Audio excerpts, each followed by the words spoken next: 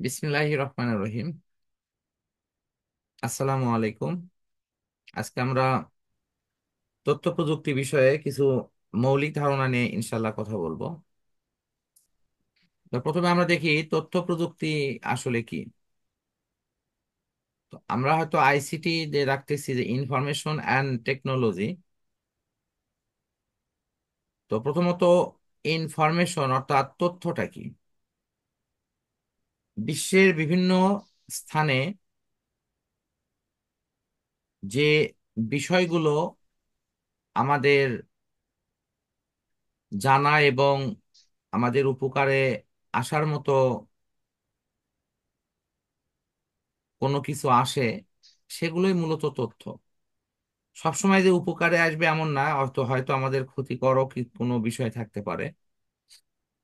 সেই তথ্যগুলো যখন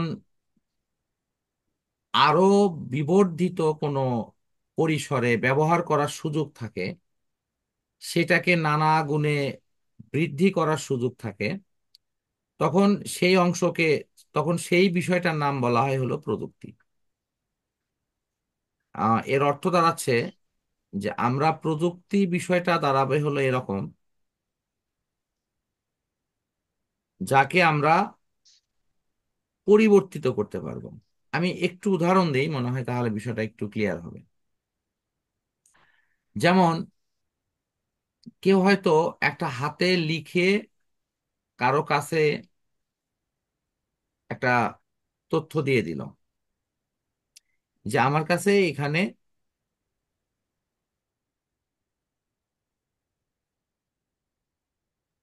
গাণিতিক কোনো একটা সমস্যার সমাধান আছে, আমি এটি লিখে দিয়ে দিলাম। এখন প্রযুক্তিটা এখানে কি, আমি যা দিলাম এটা কিন্তু তথ্য, এটা প্রযুক্তি না। প্রযুক্তিটা হলো আমি চাইলে ওই লেখাটাকে আমি কম্পিউটারের লেখায় কনভার্ট করতে পারি। ওকে। তারপর ওই বিষয়ের থিমগুলো আমি গুগলে বা এরকম কোনো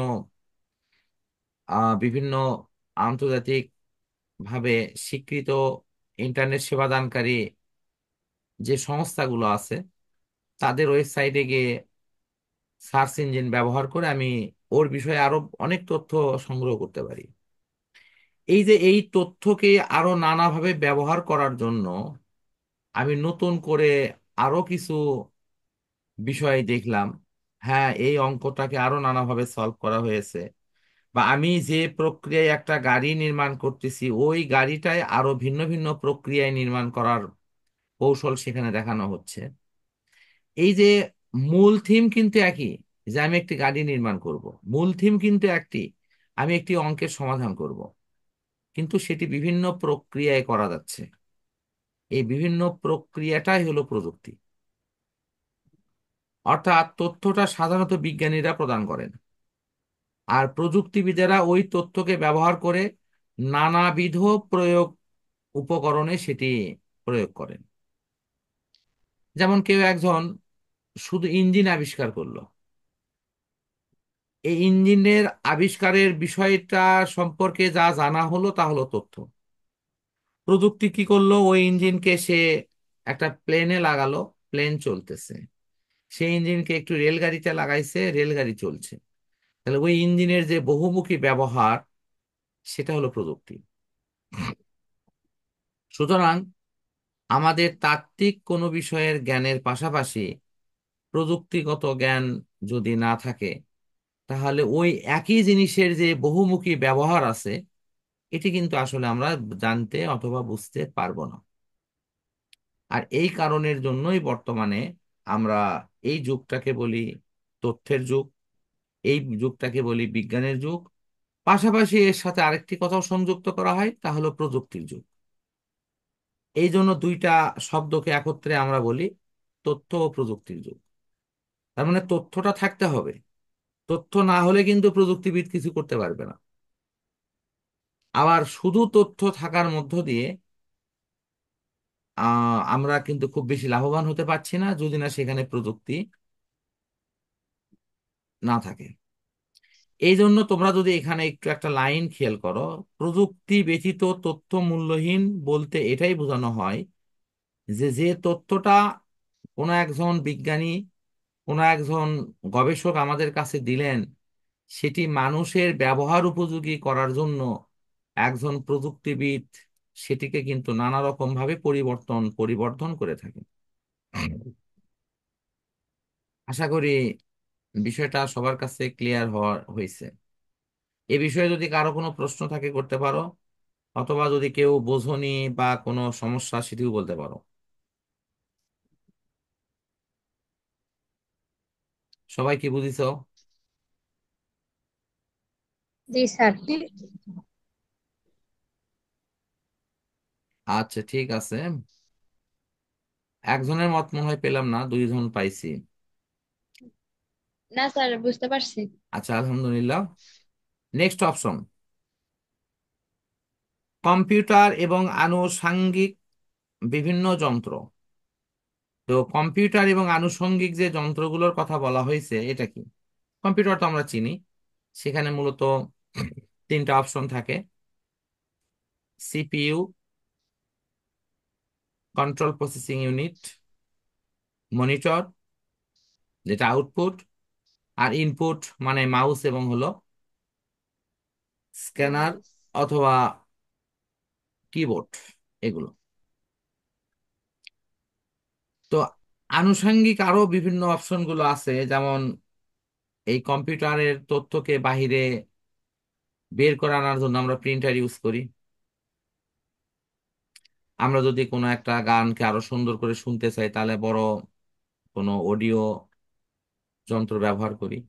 এরকম কম্পিউটার, আমি বাহিরে কারোর সাথে মানে ভিডিও চ্যাটিং করব, অথবা ভিডিও কনফারেন্সে যোগ করব, অথবা কোনো একটা মানে প্রোগ্রামে যোগ দেব যেখানে আমি চাচ্ছি যে এটা একটা লাইভ প্রোগ্রাম হোক, অডিও ভিডিও উভয় থাক, সেখানে আমাদের ওয়েব ক্যামেরা ইউজ করতে হয়। তো এগুলো হলো আনুষঙ্গিক বিভিন্ন যন্ত্র। এরপরে আছে কম্পিউটিং। এ কথার মানে কি? কম্পিউটিং মানে কম্পিউটারকে অপারেটিং করার জন্য যে যে কার্যক্রমগুলো করা হয়: রেডিও, টেলিভিশন, ফ্যাক্স। রেডিও যেটি একটি বেতার যন্ত্র, যেখানে শুধু অডিও অংশকে দেশের একটা নির্দিষ্ট স্পেসে অথবা সারা বিশ্বের একটা নির্দিষ্ট স্পেসে এটি ছড়িয়ে দেওয়া হয়। যেখানে কোনো ভিডিও সিগন্যাল থাকে না, শুধু অডিও সিগন্যালকে ছড়িয়ে দেওয়া হয়, এবং অডিও যন্ত্র ওই সিগন্যালকে রিসিভ করে তার অনুষ্ঠানগুলো বা তার বিষয়ে তথ্যগুলো শুনতে পারে। টেলিভিশনে সেখানে অডিও এবং ভিডিও উভয় অংশই প্রচার করার সুযোগ থাকে। ফ্যাক্স, এটা মূলত একটা ফটোকপি মেশিনের মতো। ফটোকপি মেশিনে আমরা ওপরে কোনো একটা কপি করতে দেই, নিচ দিয়ে এই কপিটা বের হয়ে চলে আসে। ফ্যাক্স মেশিনে হয় কি, আমি এই ফটোকপির মেশিনের অংশটাকে মনে করতেছি যে আমেরিকা বা বিশ্বের কোনো একটা প্রান্তে অবস্থান করছে। সেখানে আমরা কোনো তথ্য দিয়ে যদি ইন্টারনেটের তারের মাধ্যমে কানেক্টেড করা থাকে বাংলাদেশের কোনো জায়গার ডিভাইসকে, তাহলে ওখানকার তথ্যগুলো মুহূর্তের মধ্যে এখানে চলে আসবে, এবং এই এই ফটোকপি মেশিনে প্রিন্ট হয়ে বের হয়ে আসবে। আসলে আমি যাকে ফটোকপি মেশিন রাখতেছি সেটি হলো ফ্যাক্স যন্ত্র। ফ্যাক্স যন্ত্রটা মূলত এরকম: এক স্থান থেকে তথ্য পাঠানো হয়, অন্য স্থানে গিয়ে সেই তথ্য প্রিন্ট আকারে বের হয়ে আসে। দ্যাট মিন্স এটাকে আমরা মেসেজিং প্রক্রিয়াও বলতে পারি। আমি মোবাইলে এখান থেকে মেসেজ পাঠালাম, এখান থেকে অন্য কোনো স্থানে, পৃথিবীর অন্য কোনো স্থান হতে পারে, দেশের অন্য কোনো স্থানে মেসেজটা চলে যায়। ফ্যাক্সেও ঠিক সেম, মেসেজ যায়, ছবি যায়। আহ, তো এখন টেক্সট বা পিকচার যেটাই যাক, সেগুলো এই ফ্যাক্সে গিয়ে আর একটা বাড়তি সুবিধা পাওয়া যায়, তার একটা প্রিন্ট আউট কপি নেওয়া যায়। আমাদের মেসেজের ক্ষেত্রে হয়তো প্রিন্ট আউট কপি পাওয়া যায় না, তবে পরবর্তীতে কেউ চাইলে সেটিকে অবশ্য প্রিন্ট করা যায়, কারণ এখন বর্তমানে আম, মোবাইল প্রিন্টারও পাওয়া যায়, যেটি বিনা তারে, অর্থাৎ তোমার ওয়াইফাই কানেক্টিং সিস্টেমের মতো করে এটা কিন্তু চলে, অথবা ব্লুটুথ সিস্টেমের মধ্য দিয়েও এটি চলে। তোমরা কি এই ধরনের কোনো প্রিন্টার কেউ দেখেছো, মোবাইল প্রিন্টার? না স্যার। আচ্ছা, যদি স্যার, কোনো- এটা কি মানে হ্যাঁ, মোবাইলের সাথে কানেক্ট? করে না, তারপরে না, প্রিন্ট করায়? কানেক্ট করতে হয় না, আমি নিজে দেখছি এটা প্রিন্ট করতে। ছোট্ট আনা যন্ত্র, এই তোমার ধরো 2,500 থেকে 3,000 টাকা দাম মনে হয় মার্কেটে। ওইটা তোমার ওই মোবাইলের সাথে ব্লুটুথ বা ওয়াইফাই কোনো একটা সিস্টেমে সংযুক্ত করে নেওয়া হয়, মানে তার লাগে না। ঠিক আছে। তো এই যে যেমন ধরো আমরা একটা মোবাইল থেকে আর একটা মোবাইলে তোমার ওয়াইফাই কানেক্ট দিয়ে ওই শেয়ার ইট বা এই জাতীয় কোনো এনি শেয়ার এরকম সফটওয়্যার দিয়ে কি আমরা তথ্য পার করি না? হ্যাঁ স্যার। সেখানে তো সংযোগ করার ফলেই তো পার হয়। তো ওখানেও বিষয়টা অনেকটা সেম। তো এই জন্য বললাম যে দুইটা মিডিয়া বললাম, হয় ব্লুটুথ, আগে তো ইনফ্রারেড ছিল, এখন তো ইনফ্রারেড ইউজ হয় না, ব্লুটুথ অথবা ওয়াইফাই, এই দুইটা প্রক্রিয়ার যে কোনো একটা ব্যবহার করা হয় করে, অর্থাৎ তাড়িত চুম্বক তরঙ্গ আকারে এটি প্রিন্ট আউট করে বের করে নেওয়ার সিস্টেম আছে। তোমরা গুগলে গিয়ে মনে হয় মোবাইল প্রিন্টার লিখে সার্চ দিলে ওর বহু ছবি দেখতে পাবো। আচ্ছা, এরপরে অডিও ভিডিও অপশন তো আমরা বুঝি। অডিও মানে কথা, ভিডিও মানে তো ছবি সহ পুরো অপশনটা। এখন অবশ্য এআই সিস্টেম এসে তোমার পুরো পিকচারটাও ভিডিও হয়ে যাচ্ছে, অনেকে হয়তো এরকম ভিডিও সোশ্যাল মিডিয়ায় দেখছো। কি দেখছো তো নাকি? শুধু পিকচারকে ভিডিও করা হচ্ছে। হ্যাঁ স্যার। আচ্ছা, যাক। তোমরা আবার ভাগ্যিস কারো ভিডিও করো না, করে আবার কাউকে জালিয়াতি ফেলো না আর কি। আসলে অনেক ভিডিওগুলো দেখে মানে অনেকে যারা প্রযুক্তি বিষয়ে একটু এবিসি নলেজ নেয় তারা অনেকেই বিভ্রান্ত হবে, যে বলবে এটা কি দেখিচ্ছি কম্পিউটার। তবে আবার একটা কথা বলি, আমার যদিও এটা নিয়ে খুব ভালো রিসার্চ করা নেই, তবে রিয়েল ভিডিও আর এগুলো তৈরি করা ভিডিও কিন্তু আহ মানে সফটওয়্যারের মাধ্যমে কিন্তু যাচাই করা যায়। হুম। যে কোনটা রিয়েল আর কোনটা আসলে তৈরি করা। কম্পিউটার নেটওয়ার্ক, কম্পিউটার নেটওয়ার্কটা নিয়ে তোমরা ডেটা কমিউনিকেশন একটা অধ্যায় আছে তোমাদের, সেকেন্ড অধ্যায়, এটাতে বিস্তারিত জানতে পারবা। আমি শুধু একটা ধারণা দিচ্ছি, সেটা হলো আমরা সাধারণত এক কম্পিউটার থেকে অন্য কম্পিউটারে দু ধরনের কানেক্টিভিটি মানে রচনা করি। একটি হলো ল্যান কানেকশন, আর একটি হলো তোমার আহ, তোমার ওই ওয়াইফাই সিস্টেম কানেক্টেড, অর্থাৎ যেটাকে আমরা ইন্টারনেট ভিত্তিক কানেকশনের মতো বলতে পারি। তো আমাদের ল্যান কানেকশন সম্পর্কে অনেকের ধারণা আছে, তোমরা একটা কোনো অফিসে গিয়ে দেখো যে 10টা কম্পিউটারের মধ্যে তার দিয়ে সংযোগ করা থাকে। যে কোনো কম্পিউটারের তথ্য অন্য অন্য কম্পিউটার থেকে অপারেট করা যায় এবং সেখান থেকে তথ্য পার করে নেওয়া যায়, দেয়া যায়, সবকিছু করা যায়। তো এটা হলো কম্পিউটার নেটওয়ার্কের একটা সিস্টেম। ইন্টারনেট নিয়ে আমি গত ক্লাসে মোটামুটি বলেছি। আমরা শুধু ইন্টারনেট নিয়ে এটাই বুঝবো যে ইন্টারনেট হলো এমন একটা সিস্টেম যা আমাদের কোনো তথ্যকে সেই সার্ভিস প্রোভাইডার তারা সংরক্ষণ করে, এবং সেই তথ্যকে শুধু সংরক্ষণই করে না, সেটি বিভিন্ন জনের মধ্যে ছড়িয়ে দেওয়ার ক্ষেত্রেও তারা একটা বিশেষ মিডিয়া হিসেবে কাজ করে। অর্থাৎ তিনটা পক্ষ, এটা হলো সার্ভিস প্রোভাইডার, আমি তথ্য এখানে রাখলাম, আমার তথ্য পৃথিবীর বহুজন ব্যবহার করলো। সার্ভিস প্রোভাইডারের কাজ হলো তথ্যকে সংরক্ষণ করা, এবং যারা যারা এই তথ্যকে চাচ্ছে, অর্থাৎ তাদের ব্রাউজারে গিয়ে তারা সার্চ করছে, তাদের তথ্যগুলো ওই আইপি অ্যাড্রেসে পাঠিয়ে দেওয়া। এখন এই প্রক্রিয়াটা কি প্রক্রিয়া হয়, এখানেও দুটা প্রক্রিয়া আছে, সরাসরি তার দিয়ে অথবা ইলেকট্রোম্যাগনেটিক ওয়েভ দিয়ে।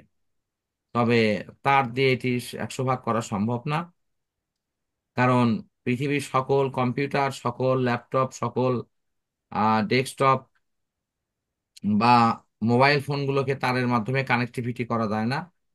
আর সুতরাং কোনো না কোনো একটা পর্যায়ে আমাদের ইলেকট্রোম্যাগনেটিক ওয়েভ, অর্থাৎ তাড়িত চুম্বক তরঙ্গের মতো এক ধরনের বেতার তরঙ্গ, এক ধরনের তারবিহীন কোনো যোগাযোগ সিস্টেম ব্যবহার করতে হয়। সবাইকে আমার শেষের লাইনটা বুঝতে পারছো? আবার একবার বলেন তো স্যার। আমি আবারও বলতেছি যে আমরা কখনোই কোনো মোবাইল, ল্যাপটপ, ডেস্কটপ, এই জাতীয় যত ইন্টারনেট ব্রাউজিং যন্ত্র আছে সবগুলোকে হুবহুব তারের মাধ্যমে কানেক্ট করতে পারবো না। কোনো না কোনো একটা সিস্টেমে গিয়ে আমাদের এই তাড়িত চুম্বক তরঙ্গর সাহায্য নিতে হয়। আমি উদাহরণ দিচ্ছি। মনে করো গুগল কোম্পানি থেকে, একেবারে কোম্পানির মূল সোর্স থেকে তারগুলো মার্কিন যুক্তরাষ্ট্রের মধ্য দিয়ে পার হয়ে আটলান্টিকের তলদেশ দিয়ে বাংলাদেশে বঙ্গোপসাগর হয়ে বাংলাদেশের কোনো একটা জায়গায় গিয়ে এই তারের কানেকশনটা ঢুকছে। এগুলো কিন্তু তার, এবং এগুলো অবশ্যই তোমার কি বলা হয়, আম, ওই যে কি, অপটিক্যাল ফাইবার, এই তার দেওয়া হয়েছে। এখন দিয়ে এই বাংলাদেশে যে বিভিন্ন জায়গায় যে এই কানেকশন গুলো আউট করা হয়েছে, এই তারগুলো কিন্তু আবার বাংলাদেশের ঠিক সেই জায়গাতে গিয়ে এটা মানে উন্মুক্ত হয়েছে, যে জায়গায় এই তথ্যগুলোকে আবার লোকাল সেকশনে ছড়িয়ে দেওয়ার একটা সিস্টেম আছে। এই জায়গাতে আবার তথ্যগুলো ছড়িয়ে দেওয়ার জন্য বহু মানে এখানে শত শত কানেক্টিভিটি লাগানো হয়, লাগে বিভিন্ন মানে কোম্পানির মধ্যে এটা ভাগ করে দেওয়া হয়। সাপোজ এই তারের মধ্যে সে হয়তো 500 ব্যান্ডউইথ নিয়েছে। এখন বিটিসিএল কোম্পানি সে বলতেছে আমাকে 100 দাও। বাংলাদেশের আরো কোনো ইন্টারনেট প্রোভাইডার, আরো বেশ কয়েকটা সংস্থা আছে, তারা এরকম করে 100 100 বা 50 এরকম করে ভাগ করে করে নিল, নিয়ে দিয়ে দিল। আর একটা তার দিয়ে যে সিস্টেম গুলো আছে, তারা মোবাইল ফোন কোম্পানিকে এই ডেটাটা সরবরাহ করলো।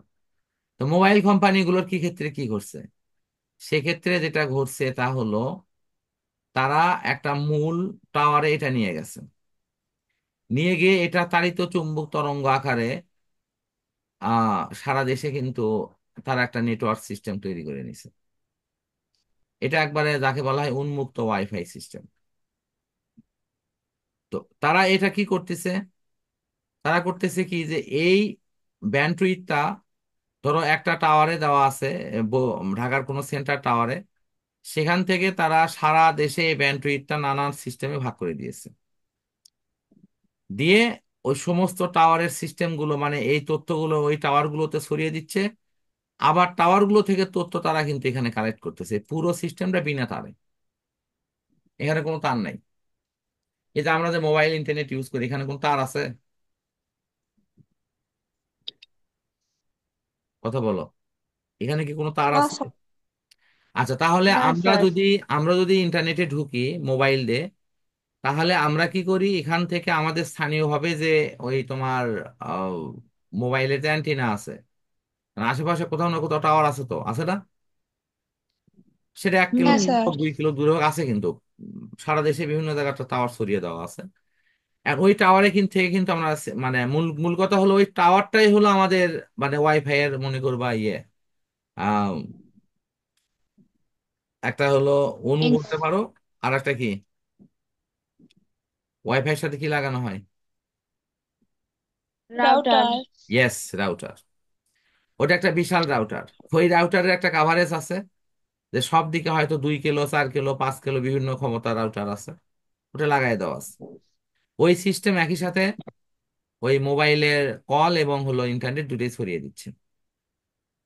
এখন প্রশ্ন হলো, সেইটা কিন্তু আবার ঢাকার সাথে কানেকশন করা আছে, মানে ঢাকার সাথে এটা কি তার দিয়ে, হ্যাঁ কিছু জিনিস হয়তো যদি ওদের ইন্টারনেট কেবলের সংযোগ থাকে তাহলে সেটা তার দিয়ে করা আছে।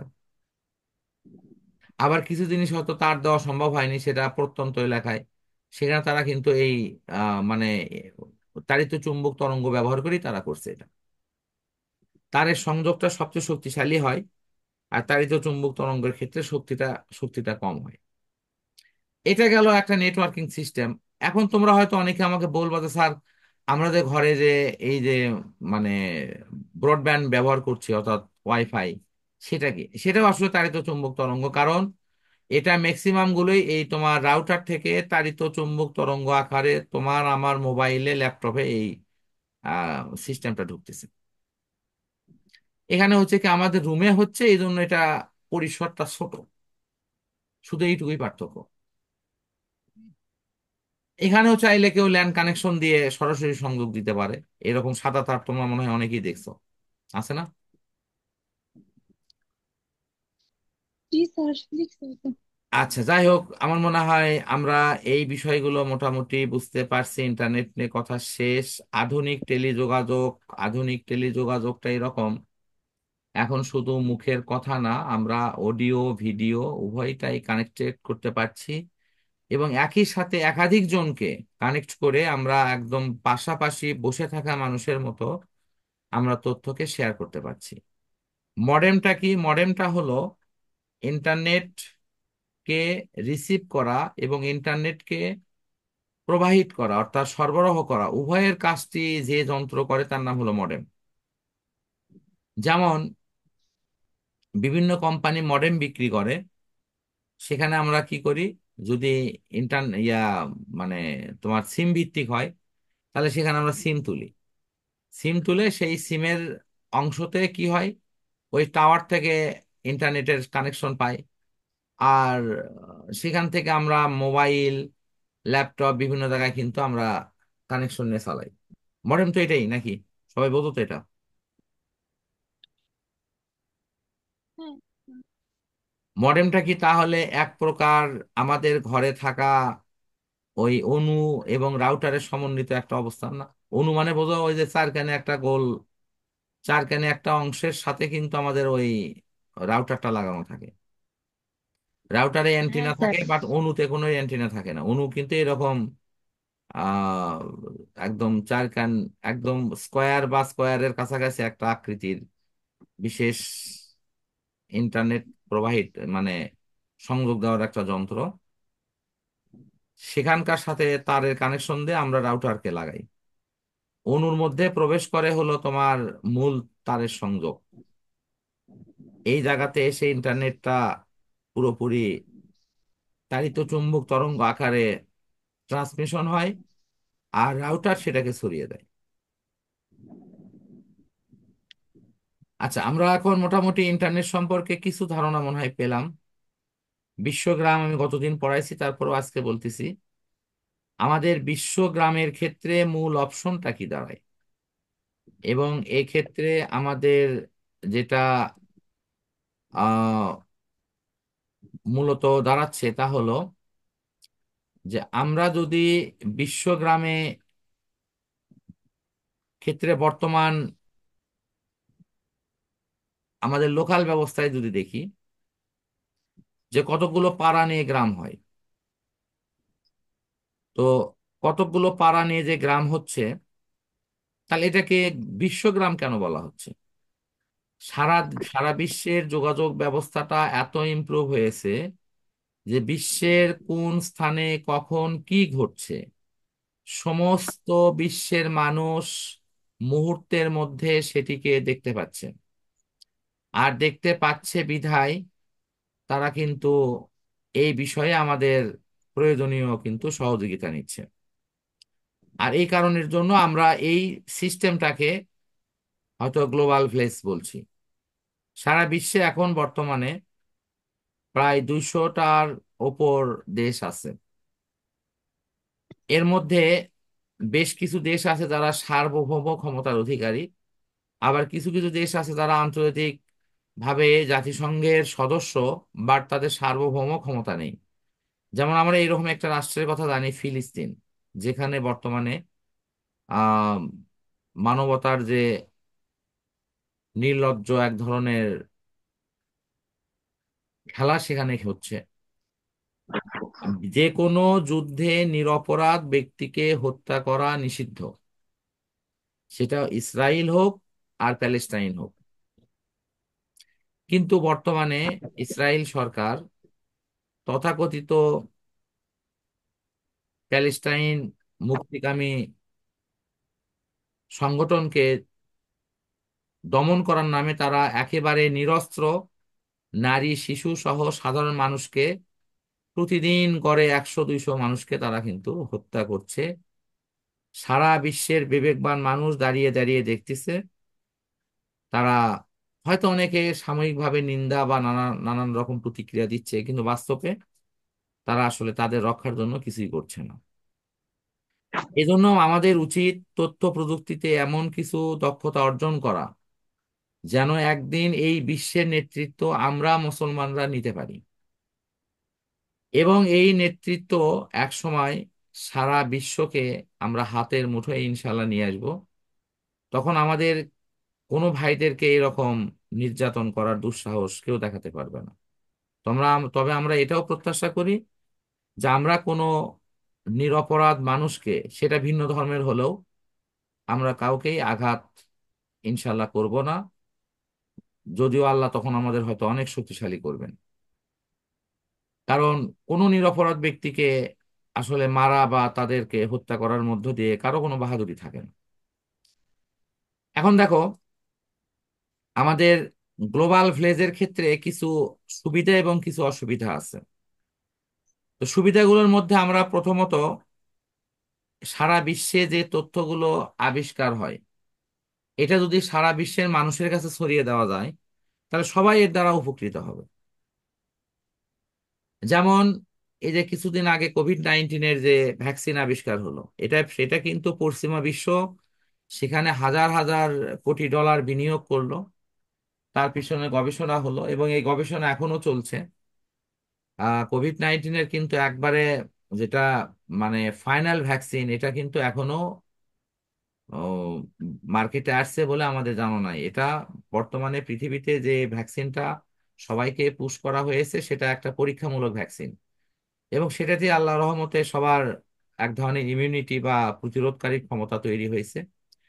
তো এটা কিন্তু যদি কেউ যদি এটাকে লুকিয়ে রাখতো যে না, আমার দেশে আবিষ্কার হচ্ছে, আমি এটা কাউকে দেব না, তাহলে বিশ্ব কিন্তু ক্ষতিগ্রস্ত হতো। কিন্তু আজকের এই গ্লোবাল ভিলেজ এই সিস্টেমটা সারা বিশ্বের এই প্রযুক্তিকে সারা বিশ্বের জনমানুষের উপকারে ছড়িয়ে দেওয়া হয়েছে। ফলে সবাই এই টিকার সুবিধা পাইছে, এবং এই টিকাগুলো সারা বিশ্বের বিভিন্ন স্থানে কিন্তু তৈরি করা হয়েছে বা এখনো হচ্ছে। ঠিক তেমনি এটা শুধু কোভিড-19 না, বিশ্বের যত দুরারোগ্য ব্যাধি আছে, বিভিন্ন অসুখ আছে, তার ওষুধ যেখানেই আবিষ্কার হোক, এটা একসময় সারা বিশ্বের সব জায়গায় ছড়িয়ে দেওয়া হয়। বাংলাদেশের বিষয়ে একটি কথা আমাদের না বললেই নয়, তা হলো বাংলাদেশ তোমার যদিও বিগত সরকার অনেক উন্নত বলে দাবি করতো যে আমরা কানাডা, আমেরিকা, সিঙ্গাপুরকে ছাড়িয়ে যাচ্ছি, তা আসলে ছাড়িয়ে গেছি সেটা দুর্নীতিতে, অন্য কোনো খাতে না অবশ্য। তারা অবশ্য সত্যিই বলেছে, কিন্তু দুর্নীতির কথাটা বলেনি। তো এখন আমরা যেটা দেখতে পাচ্ছি যে আমরা এখনো কিন্তু মূলত বিশ্বের যে অনুন্নত দেশগুলো আছে তাদের তালিকায় প্রায় 40টা দেশের একটা লিস্ট আছে, সেই লিস্ট থেকে আমরা এখনো বেরোতে পারিনি। তো সেই কারণের জন্য আমাদেরকে কিন্তু এখনো সারা বিশ্বের বিভিন্ন দেশ অনেকগুলো সুযোগ সুবিধা দেয়। কোনো দেশে জীবন রক্ষাকারী কোনো ঔষধ আবিষ্কার হলে সেই ঔষধের যত রকম তৈরি করার প্রক্রিয়া সব কিন্তু আমাদেরকে বিনা টাকায়, কোনো টাকা ছাড়া কিন্তু তারা হস্তান্তর করে। কারণ কি, আমরা গরিব দেশ। তো এটি কিন্তু আমাদের এই গ্লোবাল ভিলেজ, অর্থাৎ সারা বিশ্বের তথ্যকে ছড়িয়ে দেওয়ার একটা সিস্টেম দাঁড়িয়ে আছে বিধায় কিন্তু আমরা পাচ্ছি। জাপানে কোনো প্রযুক্তি আবিষ্কার হচ্ছে, সেটা মুহূর্তের মধ্যে আমাদের কাছে চলে আসছে। হ্যাঁ, কিছু প্রযুক্তিকে তারা হয়তো টাকার বিনিময়ে বিক্রি করে, বাট অধিকাংশ প্রযুক্তি কিন্তু তারা ফ্রি করে দেয় আমাদের জন্য। এই যে আমরা বর্তমানে যত সফটওয়্যার ইউজ করি, বিশ্বের অধিকাংশ উন্নত দেশগুলো কোনো ফ্রি সফটওয়্যার ব্যবহার করে না, বাট বাংলাদেশের অধিকাংশ লোক, ইভেন আমি নিজেও, অধিকাংশ সফটওয়্যার ইউজ করি যেটা ফ্রি। এই যে ধরো উইন্ডোজ কোম্পানি, উইন্ডোজ 10 যে ভার্সনগুলো বাংলাদেশে দিয়েছে, এটা ফ্রি দিয়েছে। এখানে এটা একটা নির্দিষ্ট সময় পর পর তারা আপডেট দিচ্ছে, কোনো টাকা নিচ্ছে না। বাট এটা যদি আমরা ওই লিস্ট ডেভেলপমেন্ট কান্ট্রি না হতাম, তাহলে আমাদের কাছ থেকে কিন্তু টাকা দিয়ে কিন্তু এগুলো কিনতে হতো এবং নিতে হতো। এখন দেখো এর অপকারিতাগুলো কি কি।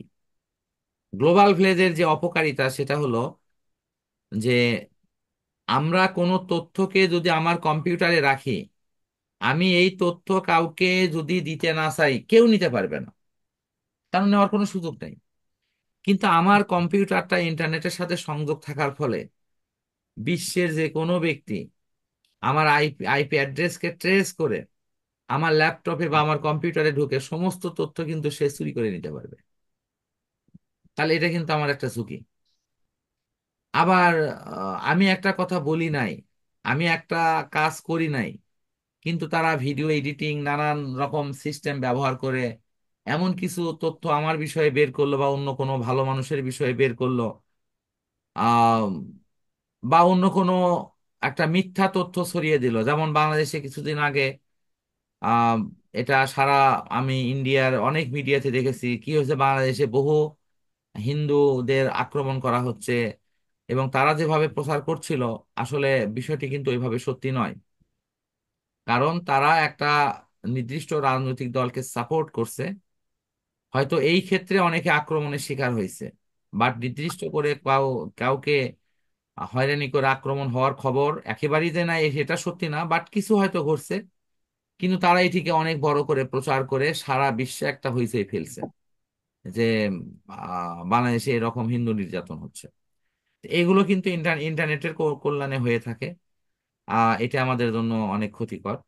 তাছাড়া ফেসবুকে অনেক অসত্য তথ্য ছড়িয়ে দিয়ে যে কারো আর্থিক ভাবে ক্ষতিগ্রস্ত করা, তার সম্মানের হানি করা, এগুলো কিন্তু সম্ভব। এখন আমরা অধিকাংশ লেনদেনগুলো ইন্টারনেটে করে থাকি। ডেবিট ক্রেডিট কার্ডের বিভিন্ন তথ্যগুলো কিন্তু ইন্টারনেটে যে কোনো সময় হ্যাকিং হতে পারে, এবং নানান জন এই তথ্যগুলো নিয়ে তারা নানান জালিয়াতির কাজ কিন্তু করতে পারে। পর্নোগ্রাফি নিয়ে আমি একটু আগে মনে হয় একটু ধারণা দিলাম যে এখন বর্তমানে এটা একটা শিল্পে পরিণত হয়েছে।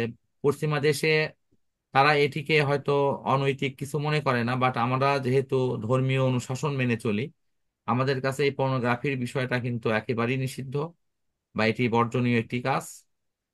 কিন্তু বর্তমানে অনেক সফটওয়্যার ব্যবহার করে অনেক ভালো মানুষকে খারাপ কোনো মেয়ের সাথে অ্যাড করে দিয়ে নানা রকম ভিডিও তৈরি করে তাকে কিন্তু সামাজিকভাবে হেয় করার কিন্তু প্রযুক্তি চলে আসছে, যেটি কিন্তু আমাদের এই ইন্টারনেট ব্যবস্থার বা এই গ্লোবাল ভিলেজের কিন্তু একটা অসুবিধা বলতে পারো। সর্বশেষ একটি কথা বলে, বেকার সমস্যা বৃদ্ধি পাইছে। আগে যে কাজ 40 জনে করতো, এখন সেই কাজ 4 জনে করতেছে। ফলে আমাদের 36 জন কিন্তু বেকার হয়ে যাচ্ছে। তো এই বিষয়গুলো আমাদের এখানে মূলত আলোচনায় আসবে। তো আমরা গ্লোবাল ভিলেজের আলোচনা মোটামুটি এই পর্যন্তই।